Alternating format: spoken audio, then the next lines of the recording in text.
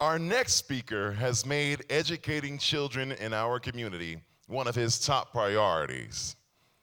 Through programs like the Denver Education Compact, his administration is working hard to help our young people compete and succeed in our 21st century economy, while at the same time helping our community attain and retain an educated workforce.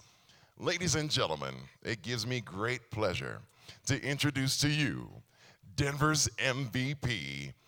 Put your hands together for the Honorable Mayor Michael B. Hancock. Yeah!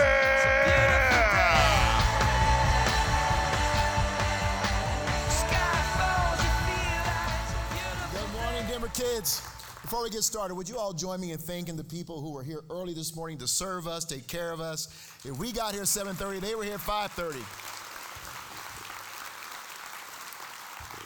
I just love my neighbor and friend, Kyle, Kyle, you remind me of my 10th grade Spanish teacher, I had her at 7:45 every morning.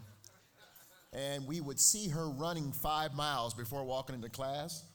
And as we walked in barely awake, she would walk in, "Buenos dias!" And everybody would look at her like, "Are you kidding me?" But Kyle, thank you for what you do. Thank you for being part of the winning formula of our Denver Nuggets. And I love when you say, "Gary Harris, Steph Curry." I am so proud to be here and thankful to be here this morning. I want to share a thought with you. I was just reminded someone that my executive assistant spoke last year as a keynote speaker here. Y'all remember Nigel Daniels? He's still employed. But I also want to tell you that he got accepted to law school this year, and he's on his way. Nigel Daniels, a Denver kid. Stand up, Nigel. There he is.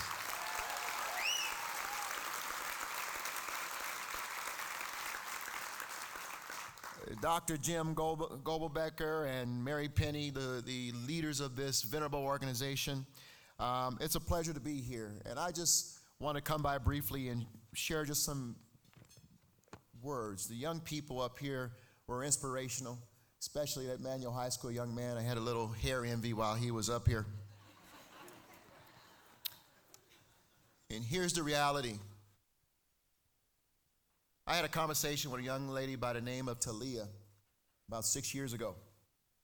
Talia was only 16 years old, and she was already a 10-year veteran of our street drug industry and our gang sector of our community.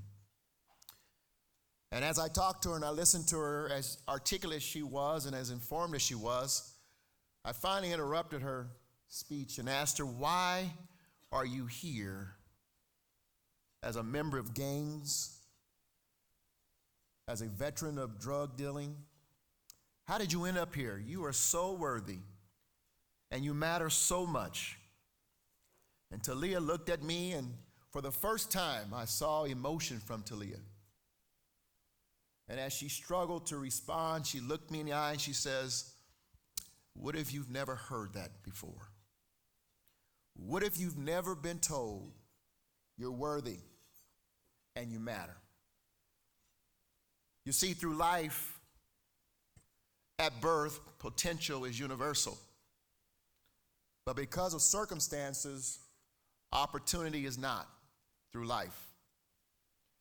And that conversation with Talia showed me how disruptive sometimes life can be. And if you never have anyone who says to you, you matter and you're worthy, especially during those critical ages, it is easy to go off the rails and not even realize that the life you're living is not normal. And Denver Kids is standing in the gap. The mentors, the champions that you saw up here are the true heroes of our community, because they're reaching out to young people and they're saying, "You're not too heavy for me to lift, and you're worthy and you matter, and I can lift you from the depths of challenges and, yes, failing grades, and show you that you can achieve." The young man I saw walking while walking through DSST one day, sitting in the front row of a college-level physics class. And as I turned to Bill Kurtz and I said, "Who's a young man with a hoodie on his head?"